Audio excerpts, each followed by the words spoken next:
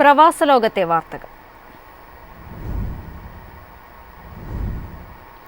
യുഎഇയിലേക്കുള്ള വിമാന ടിക്കറ്റ് നിരക്ക് കുതിച്ചുയർന്നു. നാട്ടിൽ ഓണം ആഘോഷിച്ച് മടങ്ങുന്ന പ്രവാസികൾ പ്രതിസന്ധിയിൽ.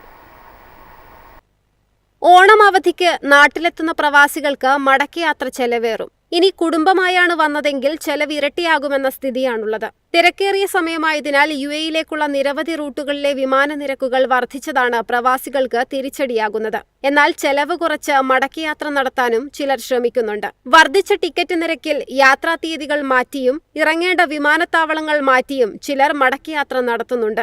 ഓഗസ്റ്റ് 2-ാം ആഴ്ചയും അവസാന ആഴ്ചയിലും യുഎഇയിലേക്കുള്ള ചില റൂട്ടുകളിലെ വിമാന നിരക്ക് ഇരട്ടിയാണ്. അതുകൊണ്ട് തന്നെ ഓഗസ്റ്റ് അവസാനത്തിലും സെപ്റ്റംബർ ആദ്യത്തെയും പീക്ക് സമയങ്ങളിൽ യാത്ര വേണ്ടെന്ന് വെക്കുകയാണ് പ്രവാസികൾ. സെപ്റ്റംബർ ആദ്യ ആഴ്ചയിൽ കൊച്ചിയിൽ നിന്ന് യുഎഇയിലേക്കുള്ള 4 പേർക്കുള്ള ടിക്കറ്റിന് ഏകദേശം 7000 ദിർഹം ചെലവാകും. ഓഗസ്റ്റിൽ യുഎഇയിലെ തിരക്കേറിയ നിരവധി റൂട്ടുകളിൽ വിമാന നിരക്കുകൾ താരതമ്യേന കൂടുതലാണ്. എന്നാൽ സെപ്റ്റംബർ 10-ന് ശേഷം ടിക്കറ്റ് നിരക്കുകൾ കുറയും. News desk, MyFin TV.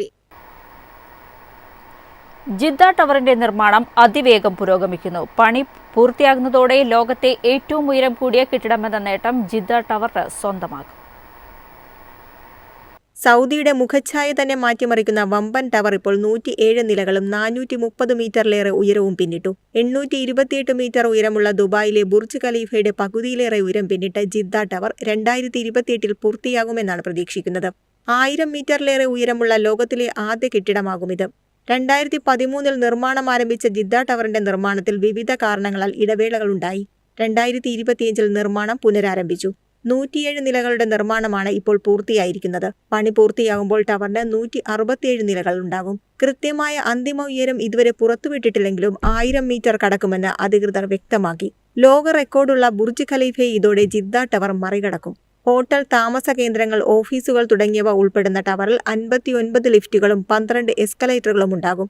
Burj Khalifa രൂപകൽപ്പന ചെയ്ത അഡ്രിയൻ സ്മിത്തും ഗോൾഡൻ ഗിൽ ആർക്കിടെക്ചറുമാണ് ജിദ്ദ ടവറിനും പിന്നിൽ. News desk, MyFin TV. Air India Express Bahrain Kerala service പുനരാരംഭിക്കുന്നു. ഓഗസ്റ്റ് 14 മുതലാണ് സർവീസ് തുടങ്ങുന്നതെന്ന് അധികൃതർ അറിയിച്ചു.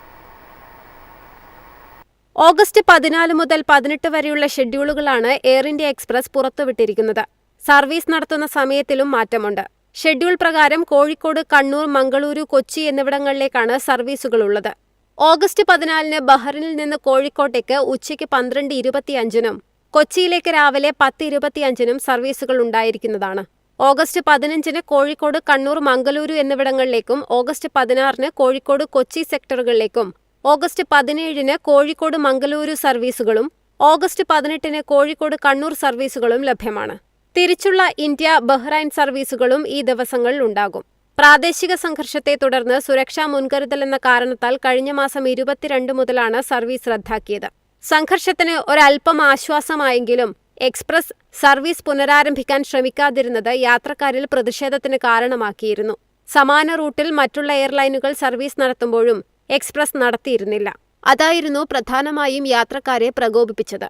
News desk, MyFin TV. എളുപ്പത്തിൽ സമ്പാദ്യം വളർത്താം. ഇന്ന് തന്നെ മൈഫിൻ TV ആപ്പ് ഡൗൺലോഡ് ചെയ്യൂ.